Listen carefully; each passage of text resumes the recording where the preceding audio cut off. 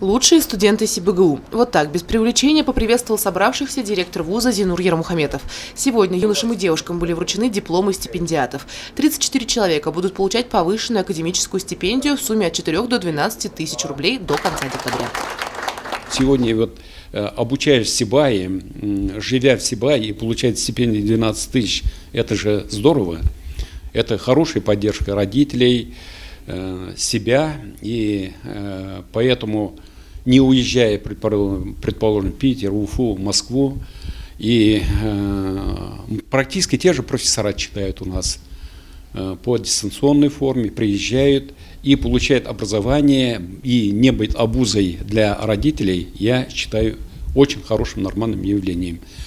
Много социальных стипендий, мы поддерживаем те слои, где семейный бюджет очень скудный, и очень много именных стипендий, которые мы тоже практикуем. А то, что вы говорите, трудно или легко отбирать, есть конкурс, нелегко, трудно, где-то есть и конкуренция, и поэтому такие стипендии заслуживают только те студенты, которые по всем этим параметрам соответствуют нашим требованиям. Эти 4 улыбающиеся студентки – самые светлые умы Альма-Матер. Азалии Муталаповой, Адиле Ишмурзиной и Альфие Булякуловой присуждена стипендия главы республики, а вот Юлия Мутагарова удостоилась стипендии правительства Российской Федерации. Я участвовала, во-первых, в различных научных конференциях, являюсь многократным участником и призером различных творческих конкурсов. Также я являюсь отличницей в учебе на протяжении 3 предыдущих лет. Когда вообще узнала, что я буду получать стипендию правительства главы Республики Башкортостан, я вообще визжала от радости, прыгала просто как ребенок, просто это такие просто непередаваемые ощущения. Почему?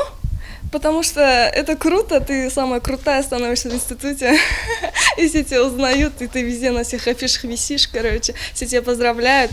И были столько поздравлений, и со всех, все друзья, кто узнавал, все поздравляли, очень было приятно. На мой взгляд, стипендия главы Республики Башкортостан это является своеобразной формой поддержки молодых ученых. На моем счету имеется очень много публикаций, также участие в международных, республиканских конкурсах, олимпиадах, также конференциях. Данная деятельность меня очень интересует, и в дальнейшем я также хочу свою жизнь связать именно с научной деятельностью в сфере юриспруденции. Что ж, в последние годы материальное поощрение студентов Сибайского института за успехи в учебе, научной деятельности, творчестве и спорте являются наивысшим стимулом в учебе. И, возможно, благодаря этому наши выпускники вуза известны далеко за пределами родного города. Елена Афанасьева, Дамир Хайбуллин, Гульгин Арскилдин, телекомпания СТВ.